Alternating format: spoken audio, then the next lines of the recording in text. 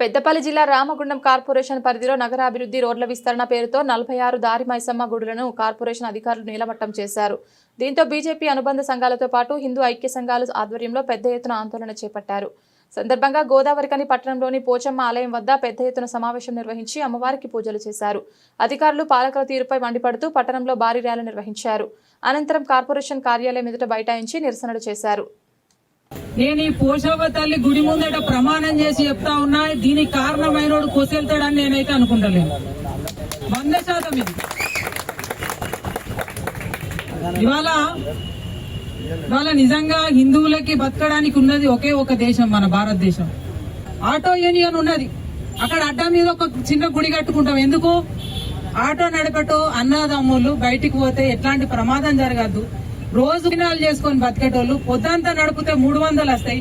ఆ 300తో నీ కుటుంబం వెళ్ళాలి అంటే ఆ ఆటో నడిపే అన్నకేం కావద్దని ఆడ మైసమ్మ గుడి కట్టుకుంటాం.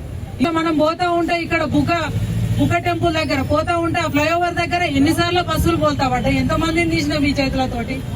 అక్కడ గుడి కట్టుకొని వాళ్ళ పోయే వాహనదారులందరూ కూడా మైసమ్మ కొలుతాను. ఇలా మాట్లాడేటోళ్ళకి సోయి ఉండాలి. ఇలా ప్రమాదాలు జరుగుతాయని చెప్పి మాట్లాడుతున్నారు కదా. ప్రమాదాలు జరుగుడు కాదు, ఎక్కడైతే ప్రమాదాలు జరుగుతాయో అక్కడ మైసమ్మ తల్లి వెలుస్తుంది, అక్కడ అందరినీ కాపాడుతుంది తల్లి. బుద్ధున్నోడి వాళ్ళ మాట్లాడే ముందు ఒకసారి ఆలోచన చేయాలి. నేను చెప్తా ఉన్నాను, ఇక్కడ ఈ గుళ్ళకి ఎవరైతే కూల్చివేతలకి కారణమైనటువంటి, ఇక్కడ ఎవరైతే కూల్చివేసిండ్రో దీనికి ఇక్కడ ఉన్నటువంటి ఎమ్మెల్యే బాధ్యత, నైతిక బాధ్యత వహిస్తూ వెంటనే రాజీనామా చేయాలని చెప్పి సందర్భంగా నేను డిమాండ్ చేస్తా ఉన్నాను. ఎందుకు నోరు లేరు? ఇవాళ ఏదన్నా చిన్న జరుగుతూనే వచ్చాడా రకరకాల ఎక్స్పోజులు ఇచ్చుకుంటారు కదా. మరి అలా 50-60 గుళ్ళు ఇవాళ కూల్చివేస్తే ఎందుకు నోరు మెదపరు? కాబట్టి దీనికి 100% నైతిక బాధ్యత ఎమ్మెల్యేదే. ఇవాళ రాజీనామా చెయ్యాలి, హిందూ సమాజానికి క్షమాపణ చెప్పాలి. ఇలాంటి సంఘటనలు గత సంవత్సరం నుంచి ఇక్కడ కోకొల్లలుగా జరుగుతా ఉన్నాయి. ఎక్కడ చూసినా కూల్చివేతల పిచ్చి పీక్స్ కి వెళ్ళిందని చెప్పి నేను చెప్పిన.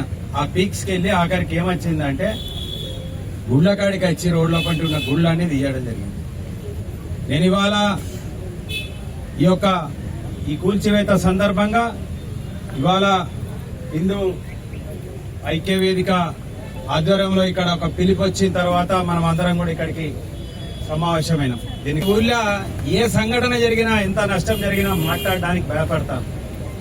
ఆ విధంగా అటువంటి క్రూరత్వం ఈ ప్రాంతంలో జరుగుతా ఉన్నది. ఒకప్పుడు చైతన్యవంతమైనటువంటి ప్రాంతంలో ఏదైనా చేయాలంటే భయపడ్డటువంటి సంఘటనల ఇవాళ ప్రతి ఒక్కరి మీద దౌర్జన్యం చేస్తా ఉన్నారు. దాంట్లో భాగంగానే ఈ యొక్క గరీబు గుడిసెలు ఇల్లు కూలగొడతా ఉంటే ఎవరు ఏమంటలేరు అని చెప్పేసి ఇవాళ గరీబ్ గుళ్ళు, ఇవాళ రోడ్డు పంట ఉన్న గుళ్ళన్నీ కూడా గరీబే. ఇవాళ పోషమ్మ మైసమ్మ అనేది తెలంగాణలో ఒక సాంప్రదాయం, మన కుటుంబంలో ఒక భాగం. ఇవాళ అక్కడ బుగ్గ గుడి కాడ మనం చూసుకుంటే ఒక 50 ఏళ్లకెళ్ళి అక్కడ చిన్నగానే ఉన్నది ట్రాక్ పక్కపంటి బ్రిడ్జి. అక్కడ అనేక మంది సంఘటనలు జరిగి ప్రాణాలు కోల్పోతా ఉంటే